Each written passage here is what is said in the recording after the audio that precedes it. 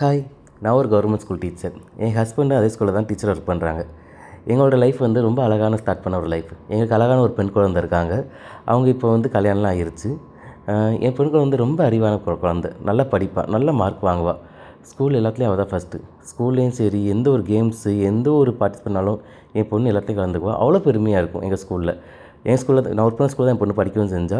நாட்கள் நல்லா போச்சு. அப்போ என் பொண்ணு வந்து +2 படிச்சுட்டு இருந்தா. +2 படிக்கிற பருவம் உங்களுக்கே தெரியாது இல்லை, ஒரு காதல் வலையில் என் பொண்ணும் போய் விழுந்தா. நான் அப்போ வந்து சொன்னேன், இல்லைம்மா இது வயசு தான், இல்லைன்னு சொல்லலை. ஆனால் இன்னும் நாட்கள் இருக்குது, இன்னும் வருஷங்கள் ஓடும், காலங்கள் ஓடும். இப்போ இது தேவை கிடையாது. இப்போ ஸ்டடீஸில் கான்சென்ட்ரேட் பண்ணு, நீ நல்லா படி, உன் ஃப்யூச்சர் வந்து நல்லபடியாக அமையும் அப்படின்னு சொல்லி பேசியிருந்தோம். என் பொண்ணு அதை புரிஞ்சுக்கிட்டு அப்போ வேண்டாம்னு சொல்லிட்டு அடுத்து காலேஜ் ஜாயின் பண்ணி விட்டோம். நல்ல காலேஜ் பண்ணால் இன்ஜினியர் படித்தா. இன்ஜினியர் படிக்கிறப்ப நல்லா படித்தா. எல்லாத்துலேயும் நல்ல mark, first sem, second sem எல்லா செமஸ்டரையும் நல்ல மார்க் வாங்கினாங்க. எல்லா செமஸ்டர் மார்க்லேயும் வந்து ஃபைனலாக என்னை வந்து பேரண்ட்ஸ் மீட்டிங் கூப்பிடுவாங்க. அப்போ கூப்பிட்டு அவ்வளோ அவ்வளோ பாராட்டுவாங்க எல்லா மேம் சார்ஸுமே. ஸோ எனக்கு அவ்வளோ பெருமையாக இருக்கும், அவ்வளோ ப்ரௌடாக ஃபீல் பண்ணேன் என் பொண்ணை நினச்சி. காலங்கள் ஓடிச்சு. ஃபஸ்ட் இயர் முடித்தா, செகண்ட் இயர் முடித்தா, தேர்ட் இயர், சிஸ்டம் வரப்போ ஒரு பையனை லவ் பண்ணான்.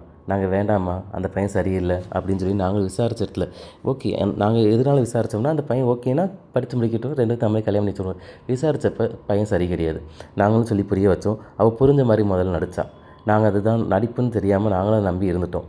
ஃபோர்த் இயர் முடித்தா, ஃபோர்த் இயர் முடிக்கவே தெரியாமல் கல்யாணம் பண்ணிட்டாங்க போலீஸ் ஸ்டேஷனில். நாங்கள் போய் எவ்வளோ சமாதானப்படுத்த பார்த்தோம். அப்போ எங்களுக்கு கிடச்சது எல்லாமே வெறும் அவமானம் மட்டும் தான் கிடச்சிச்சு. என் பொண்ணை இப்படி பேசுகிறா, அந்த பையனோட ரிலேட்டிவும் சரி எல்லாருமே ரொம்ப தரகுறவாக பேசிட்டாங்க. மனசு சுக்குனோட இருந்துச்சு. என் பொண்ணை நான் அவ்வளோ பார்த்து கஷ்டப்பட்டு வளர்த்தேன், நானும் என் ஹஸ்பண்டும். அதுக்கப்புறம் என் ஹஸ்பண்டுமே வந்து விஆர்எஸ் வாங்கி வீட்டில் இருந்தாங்க, ரொம்ப முடியல அவங்களுக்குமே. நாங்களும் அதுக்கப்புறம் அதோட கஷ்டத்தோடு வாழ்ந்துட்டு இருந்தோம். ஆனால் அன்றைக்கி என் மனசு சுக்குனரோடு இருந்துச்சு. அது அந்த பொண்ணுக்கு தெரியுமா தெரியாதான்னு தெரியல. அதுக்கப்புறம் என் பொண்ணுக்கு ரொம்ப நாள் கழிச்சு, ஒரு 7 months கழிச்சு என் தேடி வந்தாங்க. நாங்கள் சொன்ன ரியாலிட்டி புரிஞ்சு, அந்த பையன் ரொம்ப கொடுமைப்படுத்துகிறான், சிகரெட்டால் சூடு வைக்கிறான், நிறைய டார்ச்சர் பண்ணுறான், அப்படி இப்படின்னு வந்தாங்க. ஆனால் அப்போ என்னோடய மனசு ஏற்றுக்கலை. ஏன் ஏற்றுக்கலன்னு தெரில. ஏன் உங்களுக்கு மட்டும் தான் மனசு இருக்கா? லவ் பண்ணால் உங்களுக்கு மட்டும்தான் அவங்களோட அஃபெக்ஷன்லாம் இருக்குமா? அப்போ நான் உங்களை இத்தனை வருஷம் வளர்த்தமே, அப்போ எங்களுக்கு உங்கள் மேலே அஃபெக்ஷன் இருக்காதா? உங்களுக்கு ஒரு நல்ல வழி காட்டணும்னு தெரியாதா? அதெல்லாம் மீறி அவங்களுக்கு லவ் இம்பார்ட்டன்ட் போச்சு. அப்படி இம்பார்ட்டண்ட்டாக இருந்துச்சுன்னா பேரண்ட்ஸை கன்வின்ஸ் பண்ணுங்களேன்.